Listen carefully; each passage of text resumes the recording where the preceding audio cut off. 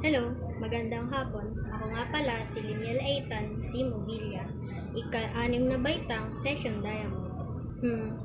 Parang magandang magbasa ng isang aklat ngayon. Ikaw ba, gusto mo ba makarinig ng isang kwento? Kung ganon, halika, basahin natin ang minamagatang ang mga chismis sa Barrio City. Sa lahat ng baryo na ginawa niya, ipinagmamalaki ni Bathala ang Barrio City dahil ang sarap mabuhay roon at walang kaproblema ang mga naninirahan doon. Napakasaya kasi noon ng Barrio City. Ang lahat ng bagay ay sama-sama nakatira sa isang lugar lamang. Ang saya-saya ng paligid dahil nagmamahalan ang mga naroon at walang luwag ng baryo para sa kanila. Kaya malaya silang nakakapaglaro at nakakapamasyal. Kapag umaga, magkakatundo at sumasalok ng tubig balon silang bagong relo at libro. Namimili naman ng pagkain sila palda, pantalon at suklay. Kung may dapat na lutuin, ay nagluluto naman sina tuwalya at t-shirt. Tagalinis naman ng baryo, sina unan at bukol. Napakasaya noon ng Barrio City dahil nagkakatulungan ang lahat. Ngunit nagbago ang baryo nang dumating at tumira doon si Sapatos. Si Sapatos ay ibang-ibang baryo.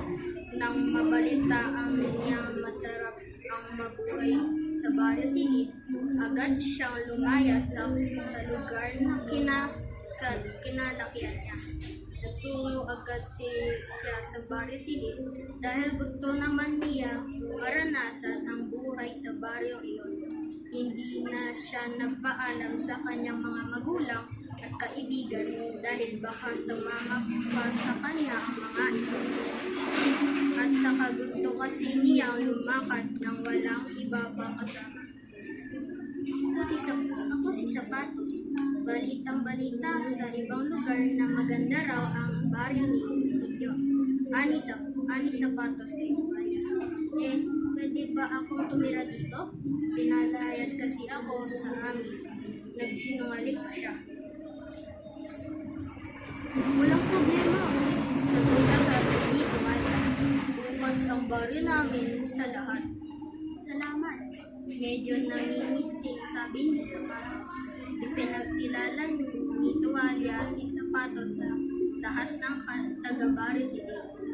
Pagkatapos, ikinento niya bagong bisita ng pamumuhay sa baryo na ang lahat sa baryo ay pantay-pantay at lahat ay nagtutulungan sa anumang gawain. At higit sa lahat, nagmamahalan ang bawat isa.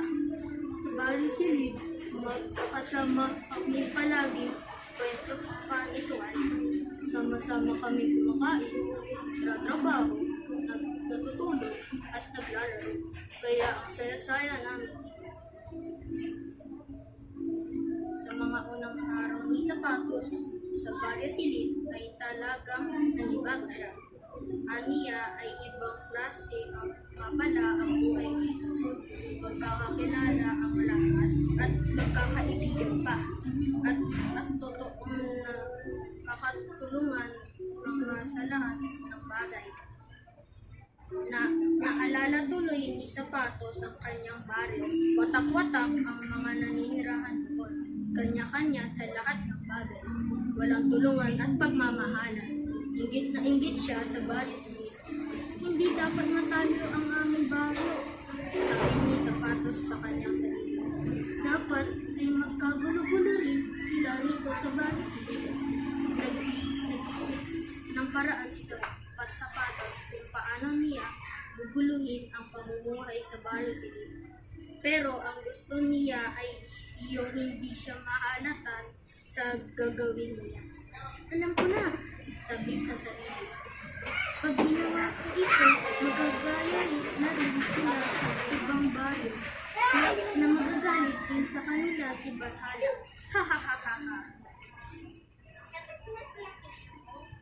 Kinaumagahan, inumpisahan na ni Sapatos ang kanyang plano. Nilapitan niya sina Bob, Relo at habang nagtitigib ng tubig ang mga ito at nagsimula na siyang gumawa ng kwento.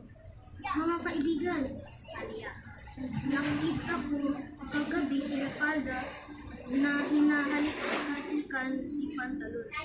Di ba dalaga pa si Palda at may asawa si Palda at may asawa na si Pantalon? Nagulat ang tatlo sa balita ni Sapatos. Sa umpisa ay hindi sila naniwala, pero init ni Sapatos ang kanyang balita. Maniwala kayo sa akin, totoo ang sinabi ko. Binalita rin Sapatos, ibang taga-baryo. Kaya nang tumagal, lahat ay lumikas kina Palda at Sapatos. Nasira ang pangalan ng dalawa dahil sa maling balita ni Sapatos. Dahil sa malaking kahihiyan, napilitan sina Palda at Pantalon na gumawa ng sarili nilang bahay sa loob ng baryo. Ito ang kabinet. Doon na sila tumira, hindi na sila lumabas pa.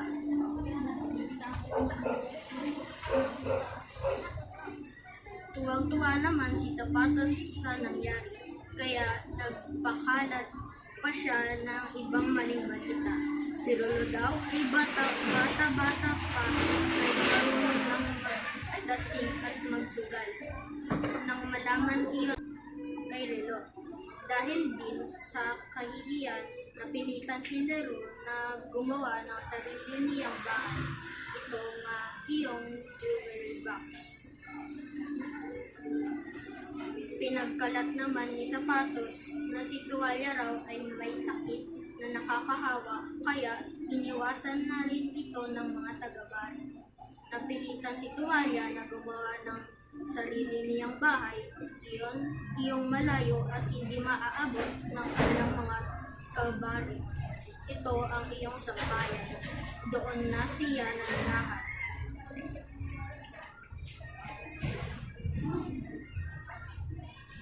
Si Libro naman ay numero 1 daw raw na magnanakaw. Sabi ni Sapatos, ilang beses na raw niyang nakita itong nanakaw sa iba't ibang bagay. Dahil dito sa kahihiyan, bumukod si Libro. Gumawa siya ng sarili niyang tirahan. Ito ang iyong bookshelf.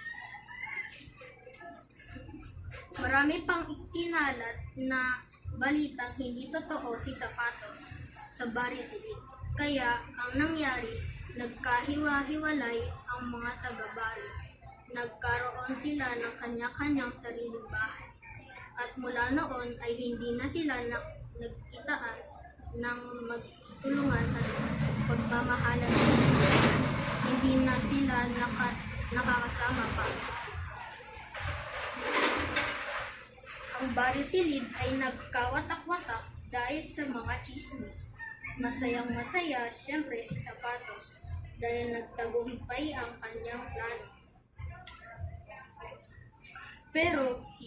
Pero hindi natutulog si Bathala.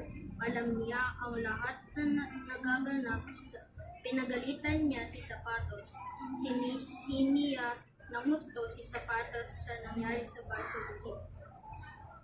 Napaka-chismoso mo, sabi ni Bathala kay Sapatos. Dapat kang parusahan dahil ginuno mo ang isang napakasayang baryo.